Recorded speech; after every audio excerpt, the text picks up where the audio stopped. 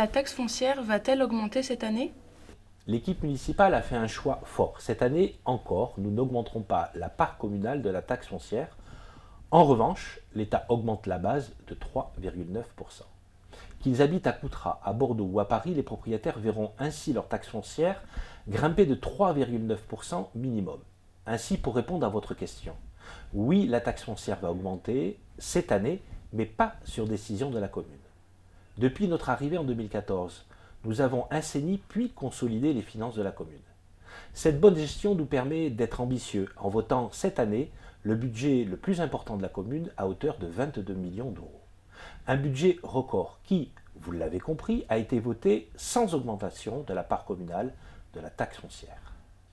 Depuis maintenant 10 ans, nous bâtissons notre avenir sur des fondations solides, conjuguant rigueur budgétaire et projets ambitieux pour répondre aux besoins des Coutrillons. Votre position sur la fin du porte-à-porte a-t-elle évolué? Non. Non, ma position n'a pas évolué. Je dirais plutôt qu'elle s'est renforcée quand je vois ce qu'il se passe dans les territoires déjà concernés par cette réforme. Dernièrement, 48 communes ont écrit au SMICVAL pour demander son report et je les soutiens entièrement. Certaines personnes se sont étonnées de voir que Coutras ne faisait pas partie des signataires. Je tiens aujourd'hui à les rassurer. Nous n'avons pas été sollicités pour le signer car avec l'ACALI, nous avons déjà obtenu que le ramassage en porte-à-porte soit maintenu jusqu'en 2026 minimum. Autrement dit, jusqu'aux prochaines élections municipales. Le maintien ou non du porte-à-porte devient donc un enjeu politique pour les prochaines élections municipales.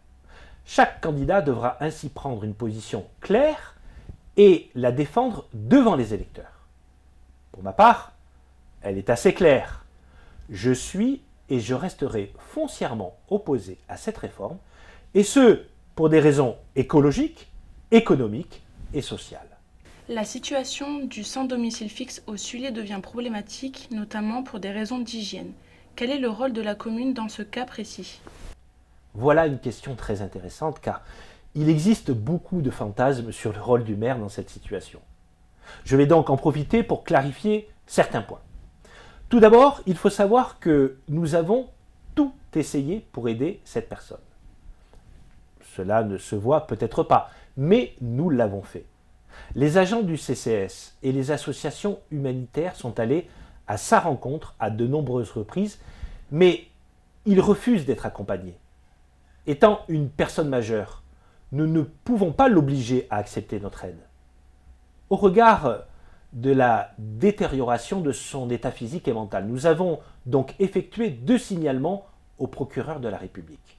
Suite à notre saisine, un juge et des médecins sont allés à sa rencontre, mais ils n'ont pris aucune mesure d'internement pour le moment.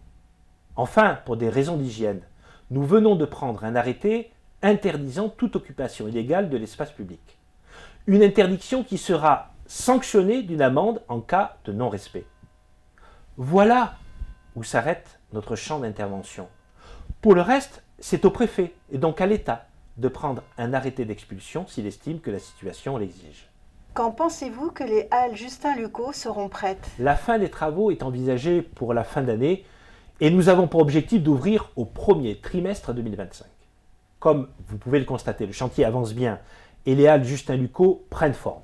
De notre côté, nous venons de lancer le recrutement des commerçants qui intégreront les lieux 4 jours par semaine.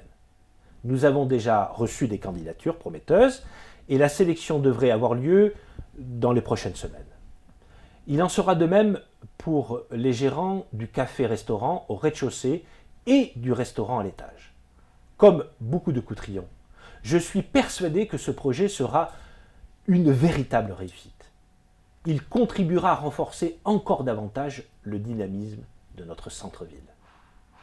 Des aménagements sont-ils prévus sur la RD 674 menant du McDo à la station de lavage? Oui, mais ce ne sera pas un rond-point comme nous l'avions imaginé au départ. En 2022, nous avions déjà aménagé 2 îlots centraux rue François Mitterrand en complément du radar installé par l'État. Des aménagements qui sont efficaces puisque la vitesse s'est considérablement réduite depuis. Face à ce constat, nous avons donc fait le choix de créer un cheminement pour les piétons et pour les cyclistes sur cette RD 674. Les travaux ont été budgétés et nous imaginons les commencer en fin d'année. La sécurisation des voiries fait partie de nos priorités. Au total, plus de 6 millions d'euros ont été investis depuis 2014 pour l'entretien et la sécurité de nos routes, de nos trottoirs et de nos parkings. Nous allons désormais concentrer nos investissements pour faciliter la circulation des cyclistes et des piétons grâce à des voies partagées, des zones de rencontre et des bandes cyclables. Au travers de ces aménagements, nous voulons construire un véritable schéma de mobilité permettant aux cyclistes de relier les points stratégiques de la commune en toute sécurité. Cette nouvelle vidéo question-réponse est maintenant terminée. Je vous remercie encore une fois pour toutes vos demandes. Comme d'habitude, celles qui n'ont pas pu être abordées dans cette vidéo recevront une réponse écrite dans les prochains jours. À très vite.